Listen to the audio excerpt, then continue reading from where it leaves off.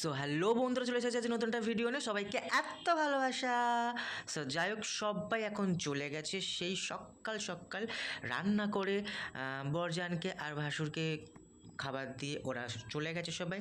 So চলো, এখন আরও কিছু রান্না বাকি আছে, অনেক কাজ বাকি আছে, করে নিই।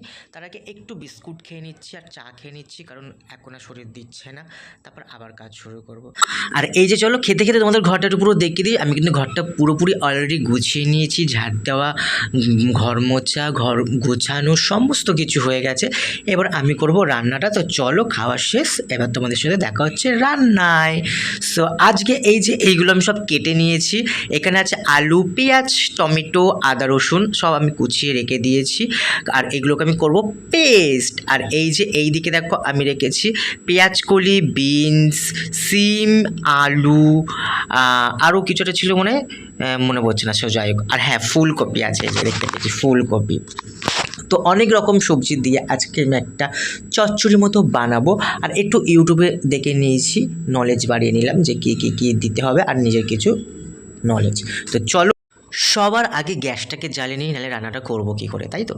তো এক হাতে আমি ফোন ধরে আছি, ভিডিও করছি, আর এক হাতে এই যে দেখতে পাচ্ছ তোমরা কতটা কষ্ট। তো গ্যাসটা জ্বালিয়ে কড়া বসিয়ে দিয়েছি, আর কড়াটা গরম হয়েও গেছে অলরেডি। এবার তেলটা দেবো। সর্ষের তেল ছাড়া রান্নাটা কিন্তু একদমই ভালো হবে না, তাই সর্ষের তেলই দেবো। সর্ষের তেল দিয়েই পুরো রান্নাটা করছি।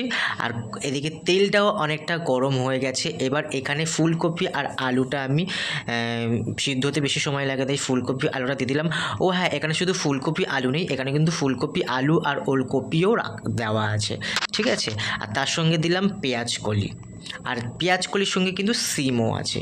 তো পেঁয়াজ কলি, শিম, ওলকপি, আলু, ফুলকপি সমস্ত কিছুটা এর মধ্যে গরম তেলে দিয়ে দিলাম। দিয়ে একটু মিশিয়ে নেবো ভালো করে তেলের মধ্যে। মিশিয়ে নিয়ে এবার এর মধ্যে আমি কিছু মশলা অ্যাড করব। চলো, তার আগে এইটা একটু নাড়িয়ে নিই, তারপর তোমাদের সঙ্গে কথা বলছি। ততক্ষণ তোমরা দেখতে থাকো।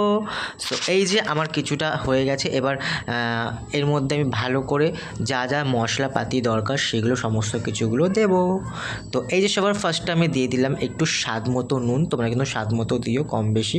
আর তারপর আমি একটু দিয়ে দিলাম হলুদ। আমি ওর হলুদটা খুব বেশি পছন্দ করি না, তাই একটু সামান্য পরিমাণেই হলুদ দিয়েছি, কারণ খুব হলুদ ক্যাটক্যাটে হয়ে থাকে আমার, যেন ওইটা না একদম বেশি ভালো লাগে না।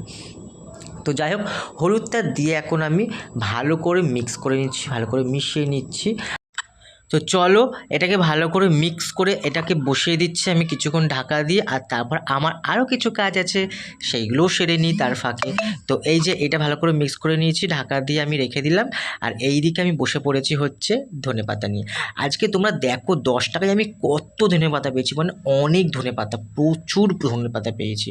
তো সেই ধনেপাতাগুলো নিয়ে কী করবো ভাবছিলাম, তো ভাবলাম আজকে চাললে ধনেপাতার চাটনি করে নিই। তো বসে বসে এই যে দেখো এত ধনেপাতা, দেখতে পাচ্ছ কত ধনেপাতা। তো এত ধনেপাতায় 10 টাকাই হয়েছে। তো আমি আজকে ভাবলাম চাটনি করবো, তাই জন্য ভালো করে ধনেপাতাগুলোকে ছাড়িয়ে নিচ্ছি, আর কিছুটা ধনেপাতা রেখে দেবো ওই তরকারিটাতে দেওয়ার জন্য। আর সবাই তো চাটনি বানাতে জানোই, তাই জন্য এটা বলার কিছু আছে, ঠিক আছে। তাহলে চল একবার বলে দিই। আমি জাস্ট মিক্সিতে ধনেপাতা, কাঁচা লঙ্কা, আদা আর রসুন পরিমাণ মতো নিয়ে ভালো করে মিক্সিতে বেটে নিয়েছি। নেওয়ার পর ওর মধ্যে একটু চিনিও দিয়েছিলাম, তারপর চিনি দেওয়ার পর লেবু, নুন নিজ স্বাদ মতো করে মিশিয়ে নিয়েছিলাম, ঠিক আছে। তোমরা চাইলে এটা জানোই, তো বলার কিছু নেই। আর এইদিকে আমি যে সবজিগুলো ভাজা করতে বসেছিলাম সেগুলোকে তুলে নিয়েছি। তুলে নিয়ে তারপর আমি কড়ার মধ্যে, এটা তোমাদের ক্যামেরা করতে ভুলে গেছি, আমি কড়াটার মধ্যে দিয়েছিলাম একটু কালো জিরে, শুকনো লঙ্কা, পেঁয়াজ আর তেজপাতা ফোড়ন দেওয়ার পর আমি টমেটো পেস্ট করে নিয়েছিলাম, সেই টমেটোটাকে এর মধ্যে একটু দিয়ে দিলাম। আর এর মধ্যে শুধু টমেটো ছিল না, টমেটো, একটু আদা আর একটু রসুনও ছিল। তো এটাকে দিয়ে ভালো করে মিক্স করে নিলাম। আর যতক্ষণ না তেল ছেড়ে দেয় ততক্ষণ আমি মিক্স করেছি এটাকে। আর এদিকে ফোনটা দেখতে পাচ্ছ তোমরা, কতটা সমস্যা হচ্ছিল আমার, খুব সমস্যা হচ্ছিল। আর হ্যাঁ, তারপর আমি একটু চিংড়ি মাছ ছাড়িয়ে ভেজে রেখেছিলাম ওই কাজের ফাঁকে, সেটা তোমাদের দেখানো হয়নি, কারণ এটার মধ্যে আমি চিংড়ি মাছও দেবো। তো যাই হোক, এই মশলাটা দিয়ে দেওয়ার পর আমি আদা রসুন পেস্ট দেওয়ার পর ভালো করে কষিয়েছি। কষিয়ে নেওয়ার পর আমি একটু এবার স্বাদ মতো নুন দিলাম এটার মধ্যে। কারণ আলুতে নুনটা শুধু হয় না, তো তরকারিতে জল টল দিতে হয়, তো সেই কারণে আরও একটু নুন দিলাম। আর আমাদের ঘরে সবাই একটু নুন একটু বেশি বেশিই খায়, তো যাই হোক নুন দিলাম। নুন দেওয়ার পর আমি এখানে একটু লঙ্কার গুঁড়ো দিলাম। লঙ্কার গুঁড়ো দেওয়ার পর একটু ধনের গুঁড়ো দিলাম, একটু একটু না, নিজের পরিমাণ মতন দিও। আর আমি একটু মশলাদার খাবার, খুব রিচ খাবার পছন্দ করি, তাই একটু মশলা বেশি বেশি করে দিয়েছি। শুধু বেশি কিছু দিতে হবে না, শুধু লঙ্কার গুঁড়ো আর ধনের গুঁড়োই দিতে হবে, আদারওয়াইজ আর কিছুই লাগবে না এখানে। আর তার মধ্যে একটু আমি দিয়েছি কাশ্মীরি লঙ্কার গুঁড়ো, একটু কালার হওয়ার জন্য, খুব সুন্দর একটা কালার আসার জন্য দিয়েছি। ব্যাস এটাকে দিয়ে এবার আমি খুব ভালো করে অনেকক্ষণ ধরে কষাবো, ঠিক আছে। আমি প্রায় এটা ধরে কষেছি, ধরো 15 মিনিট মতো কষিয়েছি। 15 মিনিট মতো কষানোর পর যখন পুরো তেল ছেড়ে দেবে, তখন আমি কিছু চিংড়ি মাছ ধুয়ে পরিষ্কার করে হলুদ আর নুন দিয়ে মিশিয়ে রেখেছিলাম, তো সেটাই এর মধ্যে দিয়ে দিলাম। কাঁচা অবস্থায় দিয়ে দিয়েছি, ভাজা করে দেওয়ার দরকার নেই, কারণ এটা অটোমেটিক্যালি এখন সিদ্ধ হয়ে যাবে। আর এটাতে কিন্তু কোনো কাঁচা মাছের গন্ধ বেরোয় না। তো যাই হোক 15 মিনিট কষিয়ে নেওয়ার পর আমি চিংড়িটা দিয়ে দিয়েছি। তারপরে চিংড়িটাকেও প্রায় 5 থেকে 10 মিনিট মতো আবার কষিয়েছি, কষিয়ে আবার একটু জল দিয়ে আমি প্রায় এটা 25 মিনিট মতো কষিয়েছি। কারণ আমার মনে হয় যে তরকারি যত বেশি কষাবে তত বেশি টেস্টি হয়। তো আমি এই জন্য অনেকক্ষণ ধরে কষিয়েছি এটা, আর যাতে মাছের যে গন্ধটা, সেই গন্ধটাও চলে যায়।